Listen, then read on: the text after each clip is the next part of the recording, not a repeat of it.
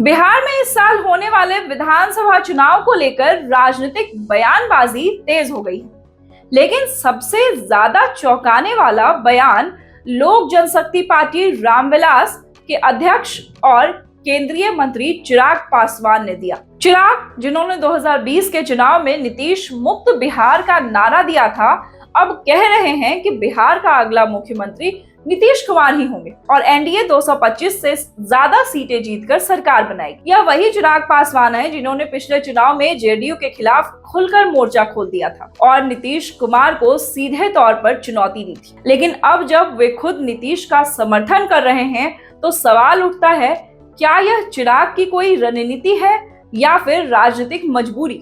2020 के चुनाव में चिराग पासवान ने खुद को मोदी का हनुमान बताया था और खुलकर जेडीयू विरोध की रणनीति अपनाई थी। एलजेपी ने जेडीयू के खिलाफ उम्मीदवार उतारकर कई सीटों पर उसे नुकसान पहुंचाया, जिसका नतीजा यह हुआ कि जेडीयू सिर्फ 43 सीटों पर ही सिमट गई और बीजेपी बिहार में सबसे बड़ी पार्टी बन गई। लेकिन इस खेल का एक दूसरा पहलू यह भी था, चिराग की पार्टी खुद बुरी तरह से बिखर गई। चुनाव के बाद उनकी पार्टी दो गुटों में बंट गई। उनके चाचा पशुपति पारस ने बगावत कर दी और अंततः चिराग अकेले पड़ गए। इसके बाद उनके पास दो ही रास्ते बचे, या तो वे एनडीए के साथ बने रहें या अपनी राजनीतिक जमीन को बचाएं, या फिर अकेले लड़कर और ज्यादा हाशिए पर चले जाएं। अब जब 2025 के चुनाव नजदीक है तो चिराग ने अपना रुख पूरी तरीके से बदल दिया है। उनका यह यू टर्न क्या सिर्फ एक राजनीतिक समझदारी का फैसला है या इसके पीछे कोई गहरी रणनीति है? पहली नजर में यह मजबूरी का मामला लगता है। 2020 की तरह अगर चिराग इस बार भी नीतीश कुमार के खिलाफ जाते हैं तो एनडीए में उनकी स्थिति कमजोर हो सकती है। बीजेपी पहले ही उन्हें सीमित भूमिका में रख रही है और उन्हें ज्यादा सीटें देने के मूड में नहीं दिख रही। ऐसे में अगर वे नीतीश कुमार का खुलकर विरोध करते तो उनके लिए बीजेपी से सीटें लेना भी मुश्किल हो जाता। यही कारण है कि उन्होंने अपनी रणनीति बदली और खुद को एनडीए का वफादार सहयोगी दिखाने की कोशिश की है। लेकिन क्या यह सिर्फ मजबूरी है या इसमें कोई रणनीति भी छिपी है? दरअसल चिराग यह समझते हैं कि अगर वे नीतीश का समर्थन करते हैं तो इसका दोहरा फायदा हो सकता है।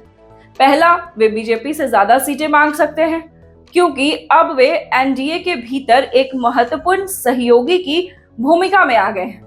दूसरा, उन्हें दलित वोटरों के लिए भी समर्थन मिल सकता है क्योंकि नीतीश सरकार ने कई योजनाएं दलित समुदाय के लिए चलाई हैं और उनके समर्थकों का एक हिस्सा भी अब एनडीए के साथ सहज महसूस करेगा। चिराग खुद को बिहार की दलित राजनीति का चेहरा बनाना चाहते हैं और अगर वे बीजेपी जेडीयू के साथ मजबूती से जुड़े रहते हैं तो इसका फायदा उन्हें भविष्य में मिल सकता है। अब सवाल उठता है कि क्या चिराग के इस समर्थन से नीतीश कुमार को कोई खास फायदा होगा?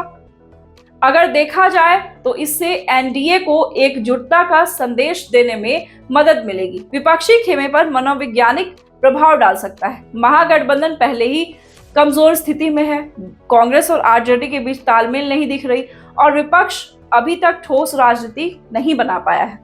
चिराग पासवान का यह समर्थन महागठबंधन की परेशानी और बढ़ा सकता है।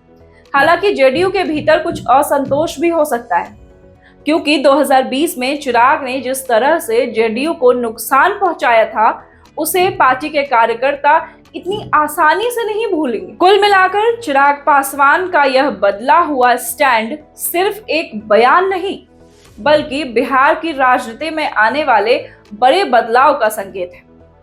अब देखना दिलचस्प होगा कि बीजेपी और जेडीयू इन्हें कितनी सीटें देते हैं और वे कितनी बार नीतीश कुमार के समर्थन में बयान देते हैं।